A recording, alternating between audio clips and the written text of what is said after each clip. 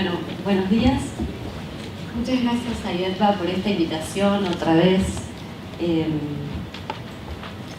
Me da mucha alegría venir y compartir con ustedes en esta ocasión el cierre de este congreso. Digo que me da alegría porque cuando los veo, pienso, todos ustedes, muchos de ustedes son dueños de escuela, han hecho de la escuela un proyecto de vida, un proyecto de familia. Es probablemente lo más valioso que van a dejar a sus hijos, o parte de los tesoros que uno les deja a los hijos, y eso a mí me emociona mucho.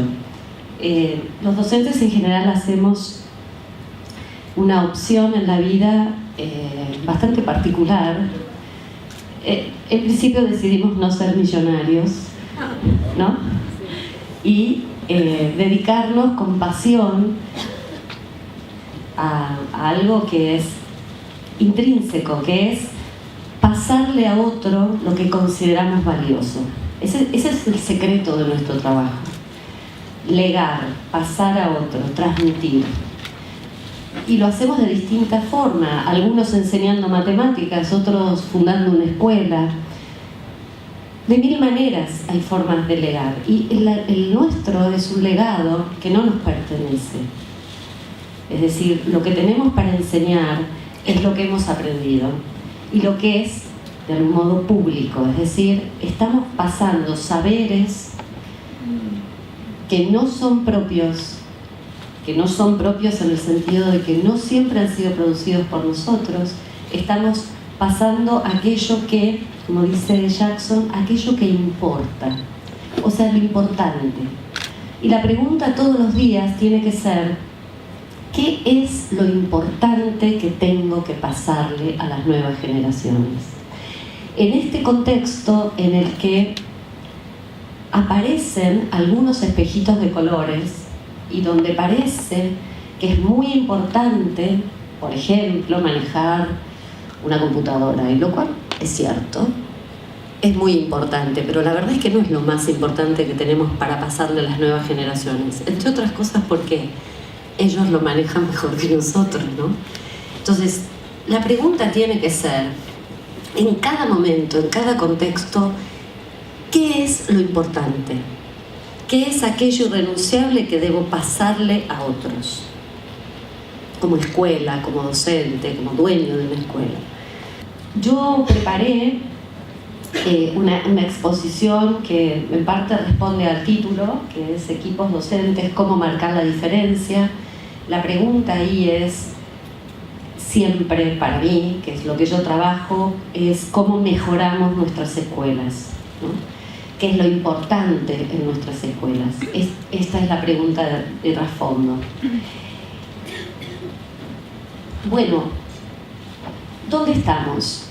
Voy a empezar de algún modo retomando lo que se dijo en la última conferencia. ¿Dónde estamos? ¿En qué situación estamos? Como docentes, pero también en nuestras escuelas. Estamos en un proceso de transición, ¿no? Estamos justamente pasando de un modelo social, económico, incluso político, propio de la modernidad, de la sociedad industrial, a un modelo que se ha llamado postindustrial, posmoderno o sociedad del conocimiento. Esa transición en la que estamos le otorga un nuevo sentido a la educación. ¿De qué manera? En la modernidad, la escuela, o la educación, mejor dicho, se ocupaba de enseñar básicamente a leer y escribir durante la niñez, y eso ocurría en la escuela. Este es el formato que logramos construir en la modernidad para básicamente alfabetizar una gran cantidad de campesinos que llegaban a las ciudades y que necesitaban ser alfabetizados para incluirse en la revolución industrial. Este modelo fue absolutamente exitoso, muy exitoso. Este modelo generó el formato que hoy está tan puesto en cuestión, el formato de escuela, ¿no? Es decir, mucha gente sentada enfrentando a un docente que le cuenta oralmente cómo es la realidad, que le cuenta determinados conocimientos, que le cuenta información.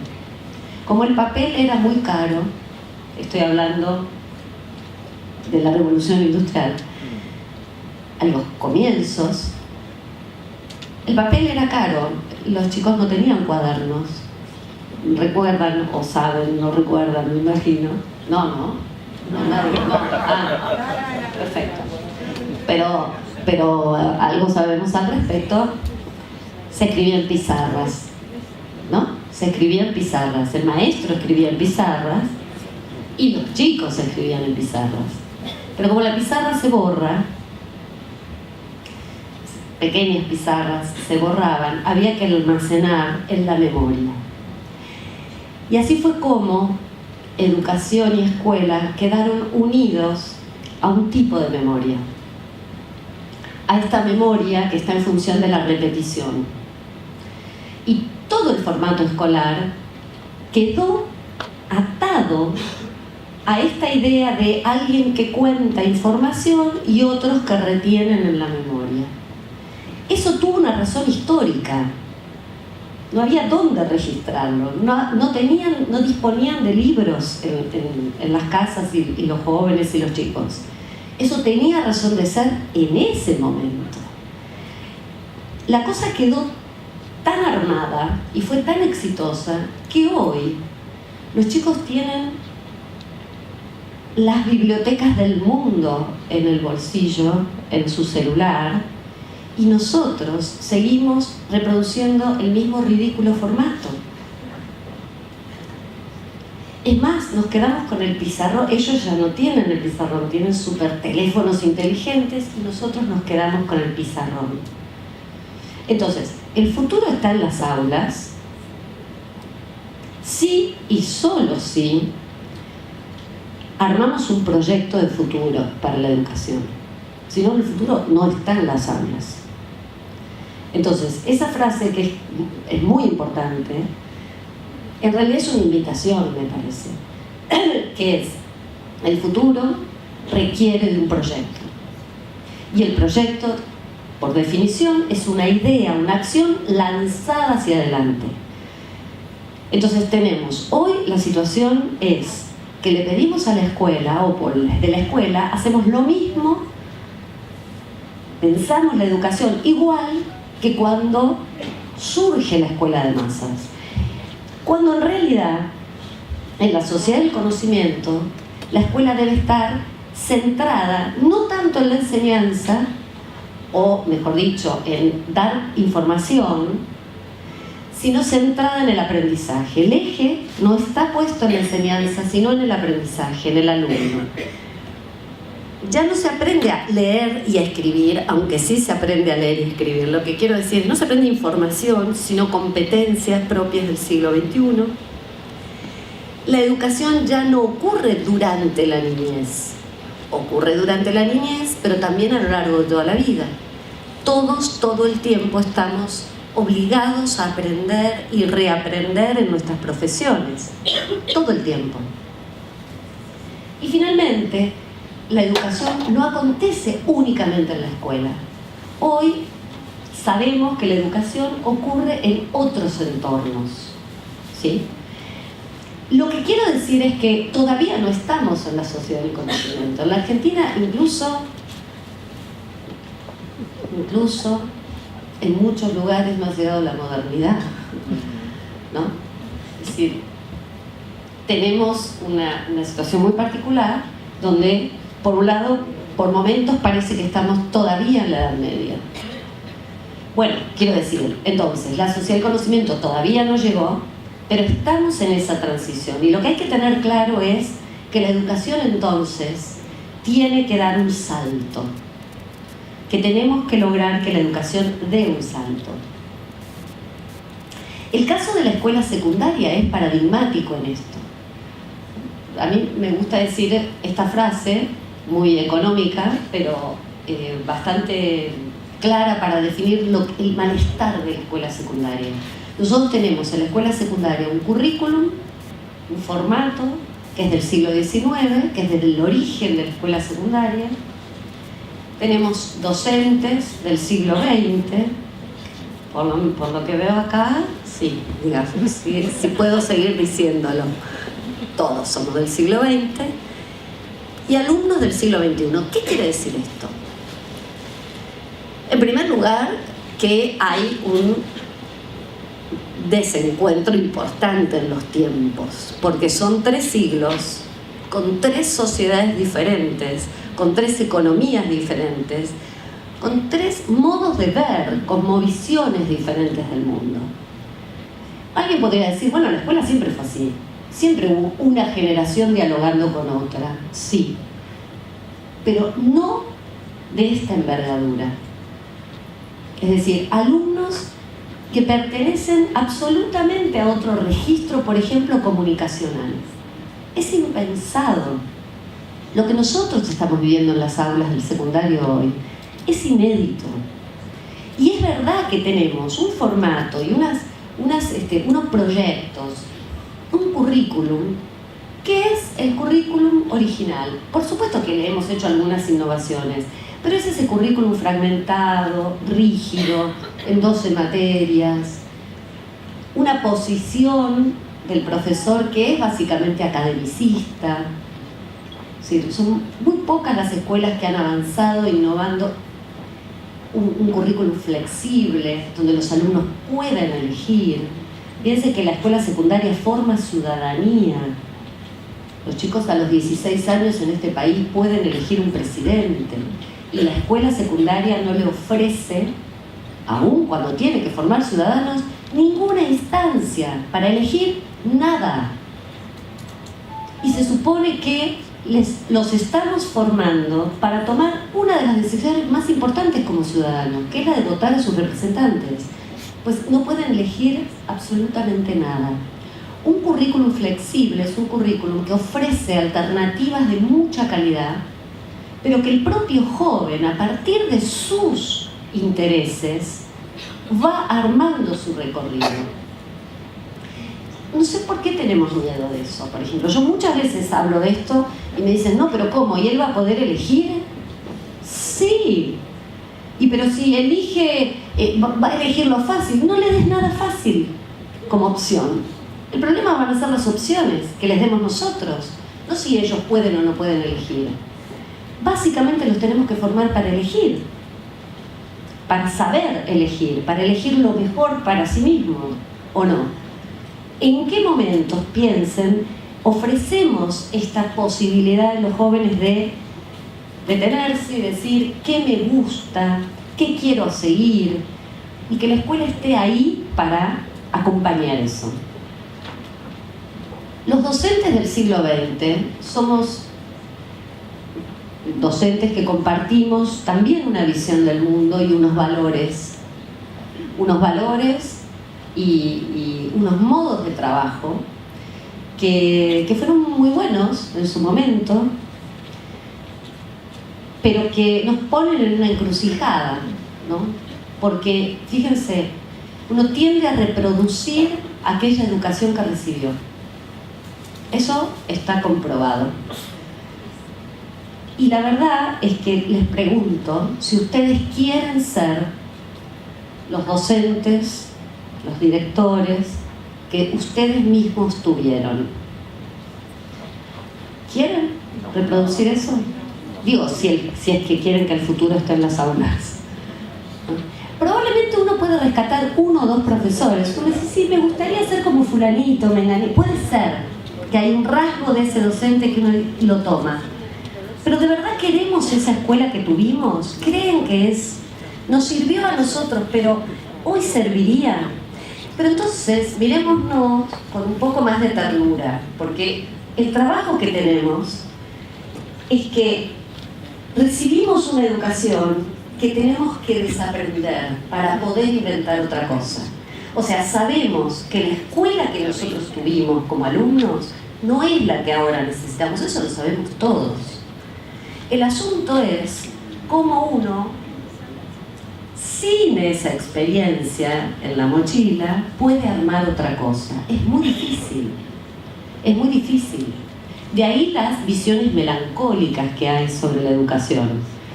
Yo digo que la escuela secundaria está enferma de melancolía en un punto, porque añora el pasado. Sabe que el pasado ya no está. Pero el futuro, el proyecto de futuro todavía no lo hemos podido construir. Y eso es estrictamente la melancolía. La melancolía, decía un médico andaluz, siglo XIII, es el mal de la frontera. Por eso en Argentina hay tanto, el mal de los inmigrantes, ¿no? El mal de la frontera, el que sabe, el mal del que sabe que ha perdido algo, que no va a volver, pero que todavía no encuentra aquello que busca. Está en la frontera, está en la transición. Dejó atrás, nosotros dejamos atrás nuestra escuela secundaria, pero todavía no pudimos armar otro modelo en el que podamos incluirnos y en el que podamos sentirnos cómodos. Bueno, esta es nuestra situación. Entonces, lo primero hay que mirarla de frente y hay que comprender también lo que le pasa a un docente del siglo XX que sabe los límites que tiene, lo que pudo construir, pero que está ansioso de construir otra cosa, que todavía no ha logrado. Es una situación compleja. Entonces, hay que mirarla de frente, insisto, con un poco más de ternura, ¿no? Entonces, nos está pasando esto. Nos está pasando esto, que inventar siempre es difícil, pero en nuestro caso es, además de inventar, tenemos que desaprender, tenemos que despojarnos de la propia experiencia. No queremos reproducir lo peor del siglo XX, ¿verdad? Bueno, hay que rescatar lo importante del siglo XX. El siglo XX es un siglo sumamente importante en muchos aspectos. La transformación de la familia, las transformaciones, las conquistas sociales son muy importantes.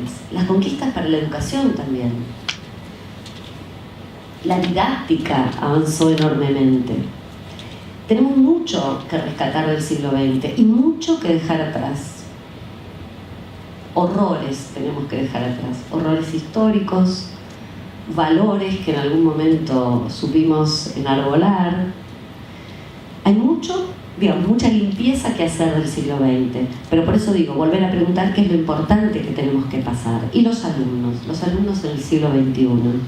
Los alumnos que nos sorprenden, que nos conmueven, que nos invitan también a participar de su mundo. Yo la verdad es que no tengo una visión apocalíptica del siglo XXI. Yo sé que algunos docentes sí, que piensan que todo tiempo pasado fue mejor, que piensan que a los chicos de ahora no les importa nada.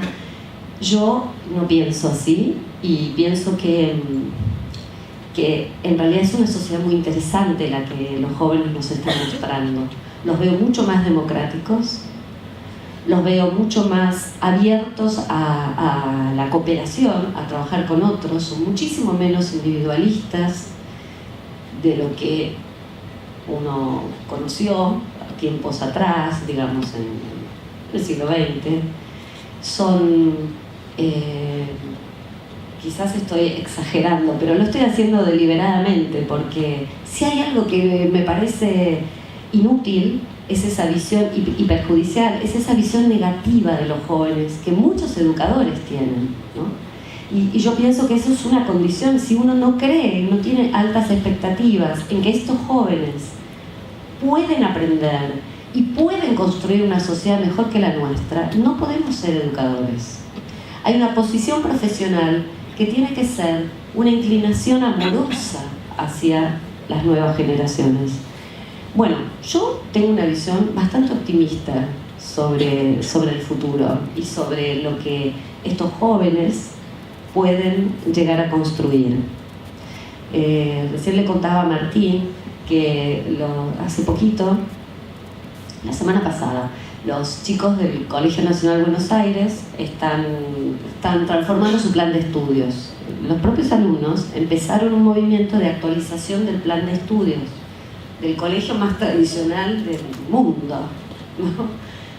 Y ellos me invitaron a hablar con ellos en una primera reunión sobre las decisiones que ellos estaban proponiendo en el currículum.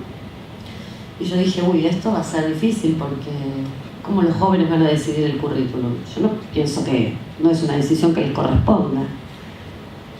La verdad es que me senté en primer lugar con 5 jóvenes y no podía creer lo que me estaban diciendo.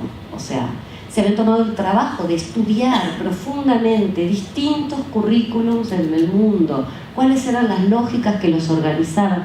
Yo terminé pidiéndoles, por favor, que estudiaran educación, que les conseguía becas, no sé para qué, porque con esas cabezas, ¿no? Y con esa rigurosidad con la que habían estudiado, hoy yo conocía muy poca gente, profesionales, que estuvieran tan preocupados en ese tema.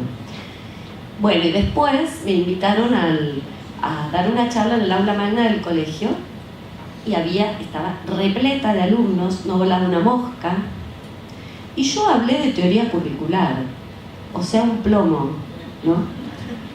Pero deliberadamente dije, ¿ustedes quieren aprender esto? Vamos. Y fue impresionante, porque en realidad fue impresionante, digo, la atención y el diálogo que tuve con ellos. Entonces, digo, un tema tan aburrido que hasta mis propios alumnos de la maestría, como cómo se organiza un currículum y lógicas del currículum, hasta les puede resultar aburrido. Cuando hay un interés genuino, cuando algo de lo que se está hablando les toca, los jóvenes están sumamente interesados. Es cierto que son jóvenes particulares los de ese colegio, muy acostumbrados al trabajo académico, estoy de acuerdo, pero también son bravos. Y si algo que uno les dice no les gusta o no están de acuerdo o les aburre, se levantan y se van. Esto también es cierto. Bueno, chicos de primero a sexto año, durante 2 horas, trabajando en un tema denso, pero un tema que les afectaba directamente. Entonces fue muy rico porque yo trabajé un tema central para el currículum, que es la voz de los alumnos. Es decir, de qué manera la voz de los alumnos puede ser una fuente importante para la transformación del currículum. Cómo incluir la participación del alumno en la transformación en este caso, la escuela secundaria. Me detengo en el tema de la escuela secundaria, aunque no voy a hablar de la escuela secundaria, pero me detengo porque en este momento nosotros sabemos que es el eslabón más débil, no por problemas solo de la secundaria. La secundaria arrastra deficiencias de la primaria, ¿no? La verdad es que cuando dicen que la secundaria es el peor de los niveles, bueno, tiene enormes problemas, pero la verdad es que la primaria también. No es que tenemos una primaria maravillosa y resulta que todo cae en la secundaria. Muy bien. Digo, en este momento, los peores indicadores de repitencia, de abandono, de no graduación o de graduación fuera del tiempo teórico, están en la secundaria. Y por otro lado, está también el movimiento de transformación de la secundaria. Estamos en un momento interesante para la secundaria. Y lo dejo como un título, porque no lo voy a trabajar ahora, pero incluir a los alumnos, incluir la voz de los alumnos, su participación en la transformación del currículum y del formato escolar es una vía interesante y necesaria. Hay modos de hacerlo y yo creo que es parte del éxito de la transformación si logramos hacerla con los chicos adentro. Ellos tienen mucho para decir acerca del aprendizaje, no sobre la enseñanza. Sobre la enseñanza sabemos nosotros, creo, los adultos. Pero sí sobre el aprendizaje, sí sobre cuándo aprenden, en qué condiciones aprenden, cuándo no aprenden. Hay que escucharlos porque sobre el aprendizaje de la escuela secundaria, los que más saben son los alumnos. Así que esto lo dejo como un subrayadito. Bien, digo, el caso de la escuela secundaria es el que con más patetismo nos muestra este movimiento en el tiempo y este desencuentro entre una sociedad que está muriendo, que está cambiando, y otra que está llegando. El gran salto que tiene que dar la educación es el salto que va de un sistema tradicional basado en la enseñanza a un sistema de aprendizaje lanzado al futuro. En la enseñanza tradicional, como dije recién, se aprendía repitiendo, imitando, guardando en la memoria esto que dijo el docente, en una reproducción de discursos. Cuando uno se para en un sistema que garantiza aprendizaje, tenemos que pensar que se aprende explorando, haciendo, indagando. El movimiento central está del lado del que aprende. Y la enseñanza es habilitar ese movimiento. No es algo que la vuelva invisible o inútil. Todo lo contrario. Hay que volver a aprender a enseñar. Enseñar para que sea el otro el que busque la información, el que aprenda, porque la información está disponible. Porque no vamos a salir a competir con Google. Yo siempre digo, dos chicos, estoy viendo una película sobre delfines, ¿no? Entonces, en un momento dicen, los delfines son mamíferos. Yo digo, ¿cómo mamíferos? Son peces. Vieron que los delfines tienen eso. Entonces dicen, ¿cómo que es mamífero? Ninguno de los que estaban ahí, y eran unos cuantos, a ninguno se le cruzó en ningún momento por la cabeza decir algo así como, vamos a esperar al lunes para hablar con la maestra. Es imposible. No está en el registro. La escuela no es el lugar, ni el maestro él es el lugar que me va a resolver un tema de información. ¿Qué hicieron? En el acto, en el teléfono, ¿cómo mamífero? Dijo, chequeó. En 2 minutos estaban mirando un video del nacimiento de los delfines. Lo veían, nacen como mamíferos. Bueno, sí, entonces son mamíferos. En 3 minutos habían visto todo.